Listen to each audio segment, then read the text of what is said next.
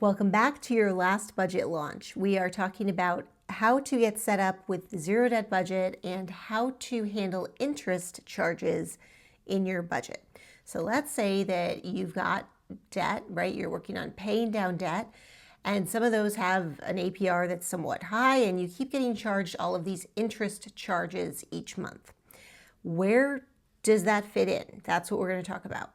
Because on the planning page, when you've did all of this out, you put in your minimum payments and you put in any extra that you can send to debt, and that extra amount is going to your number one priority debt. But you're still getting interest charges on these, and so what do you do when they change your credit card balance, right? Their actual charges coming in. Let's talk about where to put them in your budget. So you may have not really noticed, but there is this thing that says interest charges right here with this line.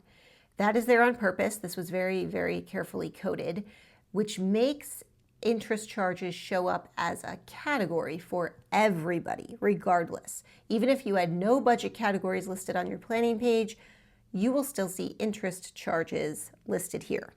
So let's say that the Chase credit card, we have not paid that yet. All we have is $287, which is what the target was, what we said we needed. But let's say we got charged an interest charge of, let's just say it's $50, I don't know. And let's say it happened on March 19th. You can type whatever you want here. You can call it interest fee, interest charge. You can type the name of the credit card in the line. It's up to you. But you're going to choose this. You're going to choose interest charges. And then you're going to decide where it came from. I said it was Chase, right? So we had a $50 interest charge on Chase.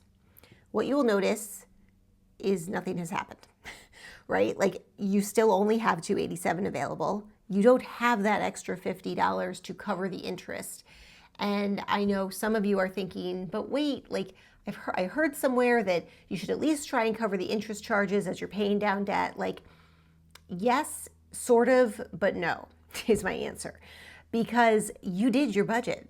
You did your zero-based budget. You've budgeted for your life, and you are sending every extra dollar that you can to debt. You don't have extra for the interest charges. Like if you did, you would already be sending it there, right? So you're doing the best you can, and you have a debt payoff plan if you followed that information and created your plan of what you're going to pay off first and where your extra is going to go. So no, we're not sending extra to cover interest charges. We're just following the plan. So what really happens is that this number, this balance, has gone up by $50. It's just acknowledging real life. Like that's really what happened. We don't have anything extra to send, but we're going to send what we can. When we go over to, so this is our fifth one down, that's debt number 5, you will see that on Chase, we had this amount for our cleared balance, and now we have an interest charge. And if I go in and I'm going to jump back to our budget and the $287, I'm going to go ahead and pay that. Like let's say we actually paid that.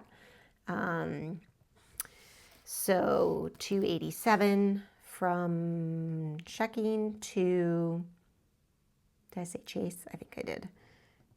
And we go back and check. Okay, so here's the payment, right? So total pending is the total of, it's going to like combine this with this, right? So this was a payment to, this was a charge against, so it looks like a smaller amount than this. When we clear them, the balance will match, okay? So that's what's happening in the real world. All it does is change your balance, and every time an interest charge comes in for any particular thing or a fee, maybe you pay an annual fee for some kind of something related to a credit card, and you would put it in on that credit card, and you can put it under the category interest charges, even if you would write, maybe it's something like annual fee for American Express. I don't even know if that's on there, but let's say it was, right? It's going to go under this category because we're not going to worry about funding it. Now, the only thing I will mention is that if you get to a point where you are like debt free and you are cash flowing these things, like this fee is coming and you're planning on paying it, you would have some kind of a category for like fees or other expenses, and instead of interest charges, you would choose that category and cash flow it by assigning money to that category. But for most people, we're just looking at interest charges and it's going to go in like that. All right, so now you are all set on how to enter those.